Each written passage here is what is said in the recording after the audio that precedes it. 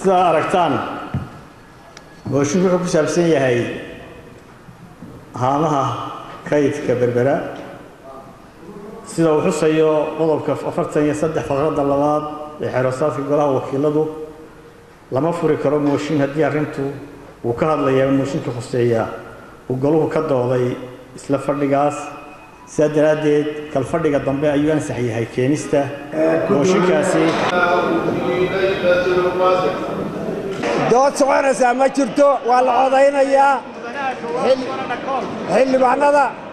lama doodayo waa la codaynayaa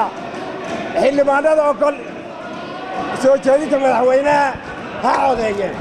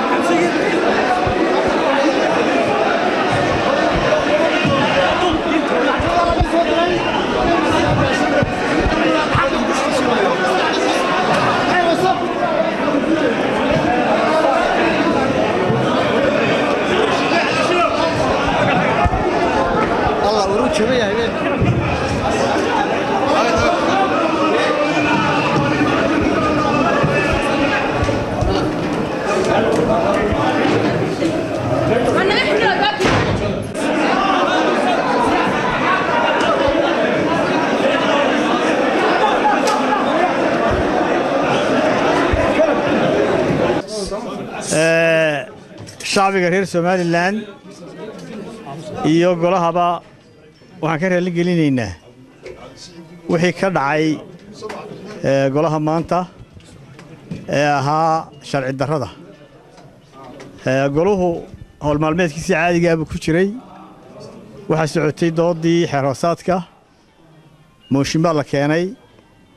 mooshinka nidaamka sharciga ayaanu marinay waxaanu akhrinay ujeedadii mooshinka waxaanu akhrinay mudanayaashii soo qoray mooshinka hase yeeshee goluhu wuxuu leeyahay xeeroosaadkana ayaanu markaa ku dabaqnay oo tilmaamaya mooshin la keenay kalfadhigan inaan isla kalfadhigii la soo celin karin qodobka 43 faqraddiisa labaad oo aan golaha ka hor akhriyey oo ahayd lama furi karo mooshin haddii arrinta uu ka hadlayaa ama mooshinka khuseeya uu goluhu ka dooday isla kalfadhigaas la taliya sharciga waanu gudbinay isna sidaas ayuu soo qoray inaan la keeni karin mooshin kalfadhigan laga hadlay isla kalfadhigii lama diidin mooshinka waxaan wuxuu ansax yahay in la keeno kalfadhiga dambe laakiin waad arkayseen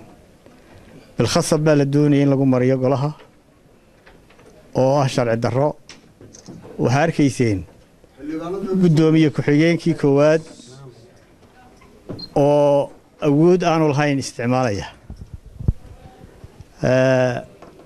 shirguddoonku waxaa guddoomiyaha markuu joogo oo markaan maqanay ha joogee maanta waa arkayseen wax halkan ka samaynayey waxay la tahay wax keligii ku yahay maaha laakiin gacan ka hadal baa guddoomiyada dhex maray golaweynihii iyo ummaddii oo jooga iyadoo taas sidoo aragtaa maanay arrin ka leexsan xanaankii nidaamka goluhu soconay ahayn waa horreysiye waa ka raaligeliyey ummadda iyo golahaba laakiin ciddii saxaafaddu way joogtay ciddii arrintaa ka mas-uulka ahayd gudoomiye waxaad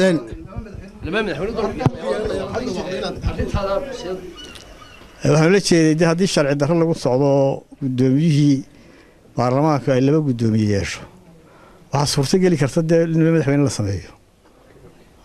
shirgudoonka ka mid ahay wax kale ma odhan waxaan ku yidhi waxa mooshin baa xildhibaanadu keeneen magacyada uu akhriyey wuxuu sheegay inay ansax tahay waxa ahayd inuu xildhibaanku akhriyo cod la geliyo ciddii codka ku raacdana la ogolaado intaa weeye intaan isku haysan wuxuu sheegay gudoomiye in la taliyaha sharciga ee golahani uu leeyahay iyo warqadii shirgudoona halaad ku eegteenba ay oranayso mooshin hore looga dooday golahan mar labaad lagu soo mooshin laga dooday ma jirin maalintii horena mooshin lagama doodin laba mooshin oo shaqa isku leh maaha waxa weeye maalintii horena lama doodin soo jeedin buu sameeyey isagoo aan la taliyay sharciga u dhiibin buu soo jeedin sameeyey haddana isagoo aan mooshinkiiba loo keenin ayuu ina yaroo la taliyaha u yaroo laba kelmood ka soo qorto waxa weeye goloweynaha marba sidii la doono loo wadi maayo wuxuu leeyahay golaha baa soo jeedin bay lahayd magacyada wuxuu akhriyey waxayd markii loo dhibay inuu yidhaaho qaban maayo uu qabo magacyadu markay ansaxeen 11 xildhibaan baa la marayo 38 baa soo saxeexay marka waxa la isku haystay waxa weeye inuu procedure-kii mariyo maalinta isagu uu rabana wadana inuu yidhaaho xeerosaad ma jire waa soo jeedin maalintuu arkay in laga badanayana inuu yidhaaho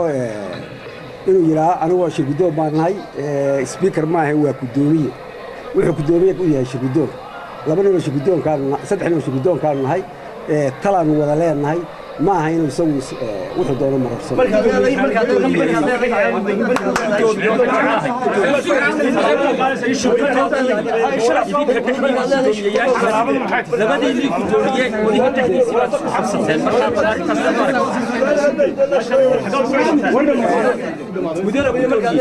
labadiini gudoomiye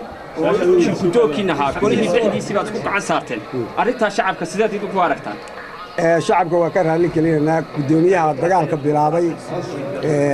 isagaa dagaalka bilaabay marka wixii khalad ee dhacay shacabka Soomaaliland waa ka raali gelinaynaa laakiin waxa weeye kaloo sidan ku socon maayo gudoomiye wadaniga oo cid u socda oo aan dhexdhexaad kale ahayn baa jooga ilaa mooshinka lagu codeeyana kolahan saas